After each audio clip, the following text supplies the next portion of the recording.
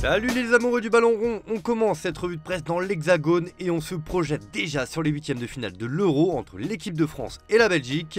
Ce matin, le journal L'Équipe nous apprend que Didier Deschamps mène plusieurs réflexions sur l'attaque des Bleus. Le quotidien sportif se demande si Bradley Barcola est le plan A. En effet, le joueur du Paris Saint-Germain a marqué des points contre la Pologne pour sa première titularisation et le sélectionneur pense à lui accorder sa confiance face aux Belges. L'attaquant parisien postule donc à une place dans le 11 en huitièmes de finale face à la Belgique, confirme le journal. Trois possibilités existent, à gauche aux dépens d'un milieu de terrain, par exemple Rabiot, à gauche mais qui pour occuper la surface, Mbappé dans ce rôle de neuf, à droite pour garder le 4-4-2 asymétrique. Bref, les options et la réflexion existent dans la tête du sélectionneur. Évidemment, tout cela sera déterminé par le positionnement du capitaine Kylian Mbappé, et selon le Parisien, c'est un véritable casse-tête pour Didier Deschamps. De plus en plus dans l'axe sur le terrain, Kylian Mbappé peine à convaincre dans ce rôle de numéro 9, et Didier Deschamps, qui a tenté plusieurs systèmes, semble aussi perdu. Pour la première fois depuis très longtemps, le sélectionneur des Bleus hésite avec Kylian Mbappé et son positionnement. Pourtant, Deschamps a tout essayé pour le mettre dans les meilleures conditions, alors que la question de son véritable poste se pose toujours. Et les tâtonnements de Deschamps ne passent pas inaperçus en Europe, car pour As, la France est une poudrière. Deschamps se heurte au vestiaire et est contesté, juge le journal espagnol.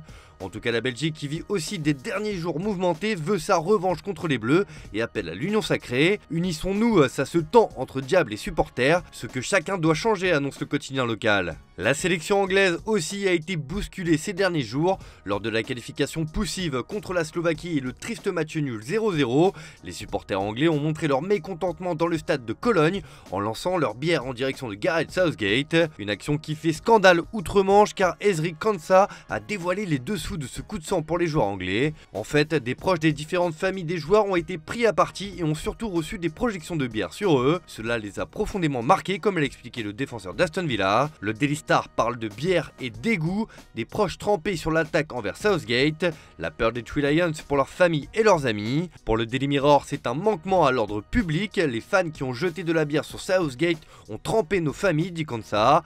Il y a de la colère contre les supporters présents à Cologne qui ont jeté de la bière. L'Angleterre critiquée pour son jeu, mais les supporters aussi pour leur comportement. On parle aussi mercato de l'autre côté de la Manche et le Manchester Evening News annonce que Manchester United veut se débarrasser de 9 joueurs cet été. Alors qu'Eric Ten Hag a été confirmé sur le banc des Red Devils et devrait même prolonger son contrat jusqu'en 2027, le néerlandais veut faire un grand ménage au sein de son effectif. Merci et au revoir les neufs, écrit le média. Marseille est le dernier club à avoir contacté United au sujet de Mason Greenwood, comme on l'a évoqué hier. Mais United met plusieurs joueurs à vendre: Sancho, Van Bissaka, Lindelof, Casemiro, Mejbri, Van de Beek, Pellistri et Eriksen. United espère récupérer plus de 30 millions d'euros pour chaque vente au-delà des fins de contrat. L'été va être chaud à Old Trafford. Direction l'Espagne où là aussi le mercato fait les gros titres et c'est notamment celui du FC Barcelone dont il est question. Avec l'arrivée d'Hansi Flick sur le banc, le club blaugrana veut se renforcer et Mundo Deportivo nous donne les décisions clés qui vont animer l'été blaugrana. Deco et Flick s'attaquent cet été à 4 opérations capitales pour définir le Barça de la saison 2024-2025. En numéro 1, Rafinha ne partira que si une offre d'au moins 90 millions d'euros arrive. Luis Diaz et Nico Williams seront dépendants des ventes. Onana et Merino sont les favoris pour le poste de pivot, mais le fair play financier de la Liga est de mise. Le club aimerait que Joao Félix et Joao Cancelo restent, mais ne paiera pas pour les garder. De son côté, Lamine Yamal fait passer un message à ses dirigeants dans une interview au journal Sport. J'espère que le Barça signera Nico Williams, a-t-il notamment lâché.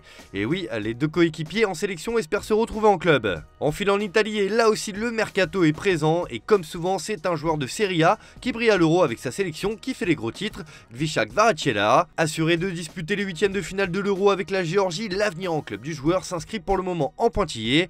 Régulièrement associé à un départ, notamment du côté du Paris Saint-Germain, qui rêve de l'acquérir pour remplacer notamment Kylian Mbappé en attaque. L'ailier gauche géorgien n'a toujours pas tranché sur le sujet. Et pour le Corriere dello Sport, Kvara s'est gelé.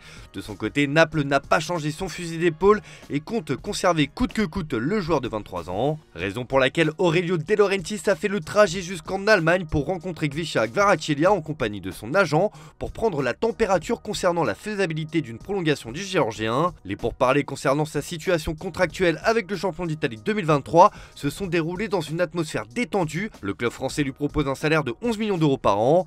Naples se montre inflexible avec une ligne directrice, il ne partira pas.